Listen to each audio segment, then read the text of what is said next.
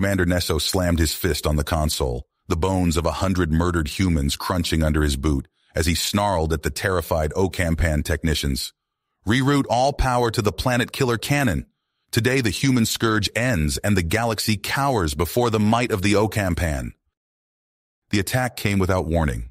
Ocampan warships materialized out of hyperspace, disgorging swarms of fighters and dropships that rained plasma fire and armored troops on the human colony below. In mere hours, the once thriving settlement lay in smoldering ruins, its defenders and civilians mercilessly slaughtered to the last sobbing child. When word of the unprovoked massacre reached Sergeant Peter Simpson at his remote listening post near the Ocampan border, a cold rage ignited in his gut. He'd seen the cruelty of the Ocampans before, but this scaled new heights of brutality. Still, the hardened veteran was unprepared for the horror that greeted him and his squad when they landed at the ravaged colony. Heaps of charred corpses choked the cratered streets. Broken bodies of the elderly and disabled who couldn't flee the alien onslaught sprawled in doorways. Scores of children, some still clutching dolls or toy starships, had been herded into the community hall and burned alive.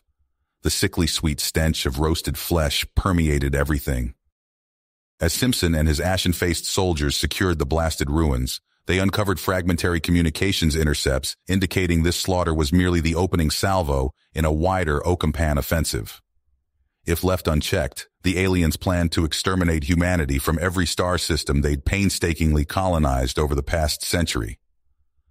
Simpson clenched his trembling fists, the blood rage surging in his veins. He vowed the Ocampans would pay for every murdered innocent, and that he would personally ram their arrogance back down their scaly throats. When the call came for volunteers to infiltrate a key Ocampan base and ferret out their battle plans, Simpson stepped forward without hesitation. Though it meant almost certain death, he knew the fate of Earth's fledgling interstellar colonies, and perhaps Earth itself, hung in the balance. Through sheer skill and grit, he managed to penetrate the aliens' perimeter and hack their central computer core. What he found chilled him to the bone. Schematics for a new planet-killing weapon nearing completion, one that would scythe through humanity's defenses like a fusion torch through wax paper if it wasn't stopped. One that would incinerate millions of human lives in an eye blink and leave scores of worlds irradiated husks. Appalled by the Ocampans' genocidal plans, yet grimly determined to see them thwarted, Simpson gathered the intel and fought his way free of the base, leaving a trail of broken alien bodies in his wake.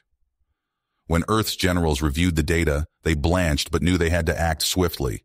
Humanity's very existence was at stake. Simpson and a hand-picked team of elite commandos shipped out within the hour, racing to sabotage the Ocampan doomsday device before it could be unleashed. As they hurtled toward almost certain death, news reached them of another devastating alien attack on a major human colony that claimed tens of thousands of lives. A cold, focused anger crystallized in Simpson's heart. The Ocampan had sown the wind. Now they would reap the whirlwind, and the galaxy would tremble before the righteous fury of a species pushed one atrocity too far. As Simpson and his hardened squad of human commandos hurtled through hyperspace towards the Ocampan homeworld, a grim urgency fell over the ship. Fresh intel streamed in, painting an even bleaker picture than they'd initially feared.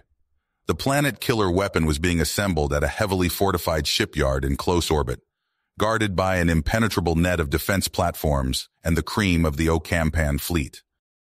Simpson pored over the schematics, his brow furrowed in concentration. A frontal assault was suicide.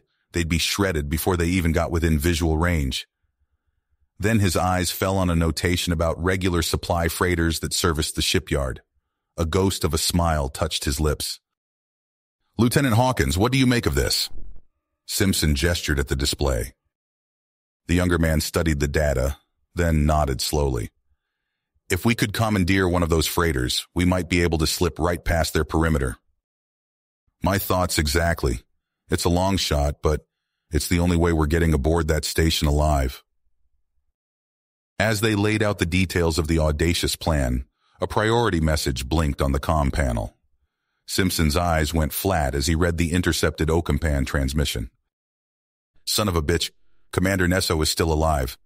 Not only that, the scaly bastard is personally overseeing the weapon's final assembly. The muscles in Simpson's jaw bunched. And if these readings are right, they're damned close to finishing it. There's more, sir. Hawkins looked up, his face pale. They're massing an invasion fleet around the shipyard. Hundreds of warships, troop transports. They're preparing to unleash that thing on our colonies the moment it's operational. A leaden silence filled the cabin, broken only by the thrum of the engines. Every man and woman aboard knew in that instant what was at stake. Not just their own lives, but the very survival of their species. Then there's not a moment to waste, Simpson growled. We stop that weapon, or we die trying. For every human the Ocampan have murdered, for every man, woman, and child counting on us, we end this now. Grim nods all around. They were committed. The strike team hit the shipyard like a thunderbolt. Hijacking an Ocampan freighter went surprisingly smoothly. The aliens never saw the humans coming. Boldly flying towards the defense perimeter and broadcasting stolen IFF codes, the humans held their collective breath until they were waved through by the unsuspecting Ocampan pickets. They were inside. But stealth only bought them a few precious minutes before all hell broke loose. As the strike teams fanned out to sabotage key systems, the shipyard's internal sensors detected the intruders, and a cacophony of alarms blared to life. Within moments, the cavernous bays and twisting access tunnels became a war zone as Simpson's commandos clashed with Ocampan garrison troops. Savage firefights and brutal hand-to-hand combat sprawled through the station's innards, both sides fighting with desperate ferocity. Simpson vaulted a sparking barricade, his plasma rifle spitting blue-white death. He was close now, only a few levels away from the throbbing heart of the station, the central reactor core that powered the doomsday weapon. If he could just plant the antimatter charges. A searing lance of plasma slashed across his battle armor, sending him tumbling. He rolled with the momentum and came up firing, his shots stitching a line of exploded flesh and chitin across the Ocampan guards. And there, standing arrogantly at their center, was Commander Nesso himself. "Pitiful humans," Nesso sneered. "You only delay the But his gloating was cut off as Simpson lunged at the alien commander with a bestial roar of pure fury. This was the butcher who orchestrated the slaughter of human innocents, who wanted to scour humanity from the stars. Reason fled, replaced by red rage as Simpson fell on Nesso in a whirlwind of hammering fists and ruthless, bone-crunching blows. The Ocampan fought back viciously, talons raking and strange weapons flaring, but against the human's battle madness he could not endure. Simpson's gauntleted hands closed around Nesso's neck, choking off his mocking laughter with a vicious twist. The life faded from the alien's bulbous eyes as Simpson rose, adrenaline and anguish pumping through his veins. With a final burst of speed, Simpson sprinted to the looming reactor core and slapped the antimatter charges onto its armored housing. Arming the detonators with hands that barely shook, he turned and pounded towards the extraction point as a rising wail of alarms filled the air. Seconds stretched into eternity as the dropship blasted free of the shipyard, its hull pocked by flashing plasma rounds and swarming attack craft. And then, behind them, a new sun bloomed as the reactor went critical, and a gout of blinding antimatter flame ripped through the Ocampan installation. The shipyard crumbled, disintegrating into a maelstrom of shattered metal and vaporized flesh. The planet-killer weapon that would have doomed humanity was no more. But even as the human commandos roared their defiance and elation, the intercepted comms channels throbbed with dread news. The Ocampan invasion fleet was still coming, enraged rather than dismayed by the loss of their superweapon. 1,000 warships strong, driven by genocidal wrath, aimed squarely at the heart of human space. Exhausted in body and spirit, but filled with iron grit, Sergeant Peter Simpson raised his eyes to the stars and whispered an oath to all the fallen. The Ocampan would pay for their crimes. If not here, then in the titanic battles to come. He would make sure of that. The legend of Sergeant Simpson, the architect of humanity's salvation against impossible odds, began to spread like wildfire through human space, even as he and his heroes rearmed and prepared to clash with the onrushing enemy once more. The Ocampan had started this war. Simpson and all humanity would finish it, whatever it takes. Peter Simpson's retirement didn't last long. The call came in the dead of night, jarring him from uneasy dreams of past battles. Admiral Chen's hologram flickered to life in his Spartan living room. "We need you back, Simpson. The Ocampans are on the move again." Peter's blood ran cold. "Where?" "Breitna system. Our scout ships picked up massive fleet activity. It's bad, Peter, real bad." The briefing that followed confirmed his worst fears. A new Ocampan warlord named Talesk had risen to power, carrying on the legacy of the monster Nesso. But this time, the aliens had found something worse than a planet killer. "An ancient superweapon," Chen explained, his face grim. "Origin unknown, power off the charts. If Talesk gets it operational, he could wipe out every human world in a matter of days." Peter's eyes hardened. "What do you need me to do?" "Lead a rapid response unit. Get in there, find that weapon, and shut it down. By any means necessary." Hours later, Peter stood on the bridge of the stealth frigate Phantom, studying tactical readouts of the Breitna system. His hand-picked team of veterans prepped their gear in the hold below. A priority transmission cut through the tense silence. Peter's eyes widened as he read the update. "New intel," he barked to his squad. "Talesk plans to test fire on Aurelia Prime. 20 million civilians. We've got less than 6 hours." The Phantom dropped out of slipstream amid a sea of Ocampan warships. Peter's hands flew across the helm controls, weaving through the enemy formation. Plasma bolts seared past the viewports as Ocampan patrols finally registered their presence. "Initiating attack run," Peter called out. "Brace for impact." The Phantom shuddered as it rammed an Ocampan frigate, breaching its hull. Peter's team spilled out into the vacuum, mag boots engaged. They bounded across alien hulls, drilling access ports and uploading viral payloads to cripple ship after ship. Peter jetpacked towards the massive dreadnought at the fleet's heart, Talesk's flagship. A vicious firefight erupted as they breached the outer hull, Peter's plasma rifle spitting death at waves of Ocampan defenders. They fought their way deeper into the ship's guts, leaving a trail of alien corpses in their wake. Peter's team dwindled as the Ocampans threw everything they had at the human intruders. At last, they reached the central control chamber. Peter's breath caught in his throat as he beheld the ancient weapon. It thrummed with terrible power, aimed squarely at Aurelia Prime. "Shut it down!" Peter roared, spraying covering fire as his remaining techs attacked the alien control systems. A bestial roar cut through the din of battle. Peter spun to see Warlord Talesk himself charging towards him, eyes aflame with hate. "You're too late, human," Talesk snarled. "Your world burns in moments." Peter met the aliens' charge head-on.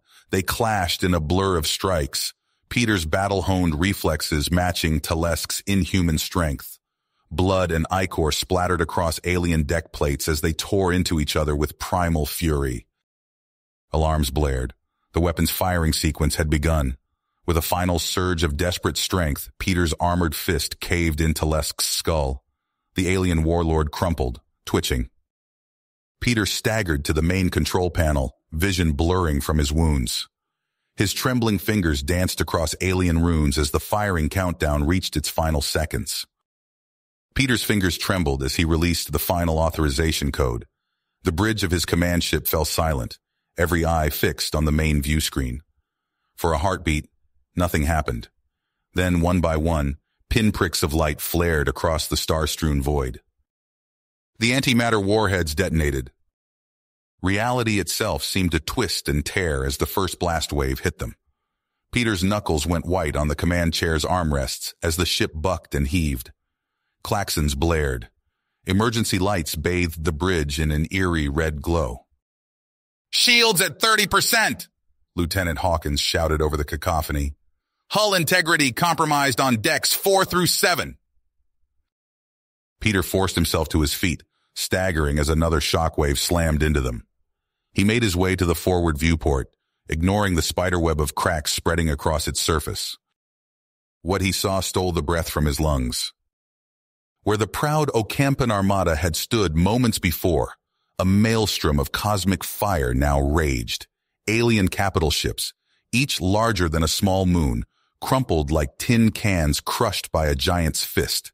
Smaller craft were simply vaporized, their atoms scattered to the solar winds. But it was the vortices that truly chilled Peter's blood. Whirlpools of superheated plasma, hundreds of kilometers across, formed in the wake of each antimatter detonation. He watched in horrified awe as entire Ocampan dreadnoughts were pulled into those cosmic maws, their hulls stretching and warping before vanishing forever. "My God," someone whispered behind him. Peter couldn't tell who. The comms crackled to life, filling the bridge with a cacophony of voices. "This is the Dauntless. We've lost engines and life support. Ooh, mayday, mayday, Eclipse reporting multiple hull breaches. Can anyone hear us? Please, we need immediate evac." Peter closed his eyes, letting the voices wash over him. Each cry for help, each desperate plea, was another wound on his soul. But he'd known the cost when he gave the order. He opened his eyes and turned to face what remained of his crew. Their faces were a mix of awe, horror, and grim satisfaction. Peter took a deep breath. "Navigation," he barked. "Plot us a course out of this hellscape. We're going home." As the battered command ship limped away from the devastation, Peter found himself drawn back to the viewport. The Bricana system, once teeming with warships, was now a cosmic graveyard. Fragments of human and Ocampan vessels alike drifted aimlessly, caught in the gravity wells left behind by the antimatter blasts. Peter's throat tightened as he thought of the men and women who died here today. Not just those lost in the final detonation, but all who'd fallen in the desperate push to reach Talesk's flagship. He'd started this mission with the finest soldiers humanity had to offer. Now, barely half remained. The long journey home stretched before them, fraught with uncertainty. Peter knew that his actions here would be scrutinized, debated, perhaps even condemned. But as he watched the last flickers of antimatter fire fade into the distance, he felt a grim certainty settle over him. He'd done what was necessary, what no one else had been willing to do, and if protecting humanity meant shouldering this burden, then so be it. Peter Simpson would bear the weight, no matter how heavy it became. You have reached the end of the story. If you enjoyed this story and want to support us, please leave a like and subscribe to our channel, and for every comment that says 88, I will heart every single one of them. Thank you for your time.